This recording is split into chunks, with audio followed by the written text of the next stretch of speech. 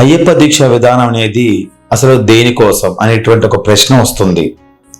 ముఖ్యంగా ఈ దీక్ష అనేది మనకు మొత్తం కూడా 41 రోజులు, అంటే మండల దీక్ష పర్యంతం అంటారు. 41 రోజుల పాటు సమగ్రమైనటువంటి పరివర్తన కోసము, ముఖ్యంగా ఆయుర్వేద చికిత్సకు సంబంధించేటువంటి మాల శ్రీ ధర్మశాస్త్ర అయ్యప్ప స్వామి వారి మాల.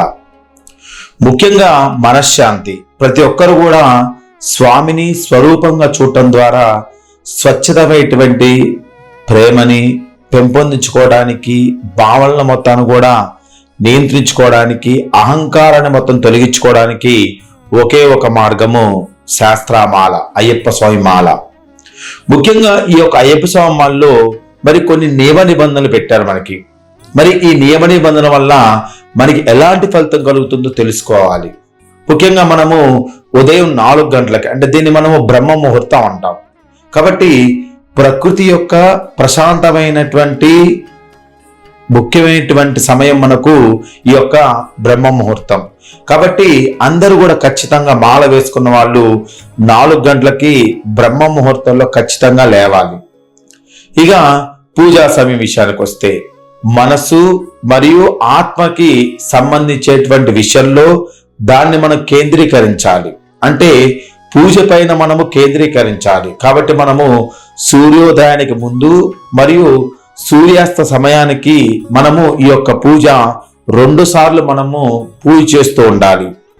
ఇక నెత్తికి మనము హెయిర్ ఆయిల్ పెట్టుకోవచ్చు అనుకుంటే, ముఖ్యంగా ఈ హెయిర్ ఆయిల్ అనేది దేనికి పెట్టుకోకూడదంటే, మనకు చుండ్రు మరియు అహంకారాన్ని తగ్గించడానికి, శరీర స్పృహను తక్కువగా ఉంచడానికి నూనెని ఈ యొక్క మాల్లో నివారించడం జరిగింది. ఇక చెడు అలవాట్లకు మనము దూరంగా ఉండాలి. అంటే మానసిక బలం, స్వీయ నియంత్రణ పెంపొందించడానికి ధూమపానం, మద్యపానం, పొగాకు నమలటం ఇలాంటి మొత్తం కూడా ఇక్కడ మనము మానివేయాలి.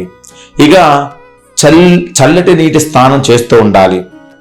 ముఖ్యంగా మన శరీరం అనేది, మన మనసు అనేది రీఫ్రెష్ అవ్వడానికి ఒకే ఒక మార్గం ఏంటంటే చల్లటి నీరు. కాబట్టి మన శరీరం అనేది, మన మనసు అనేది రీఫ్రెష్ చేయడానికి మనము చాలా దేవుడికి ఒక తపస్సులాగా సిద్ధంగా ఉండడానికి ప్రతిరోజు కూడా 2 సార్లు చల్లటి నీటితోని మనము స్నానం చేయాలి. ఇక ఆహార పరిమితుల విషయానికి వస్తే,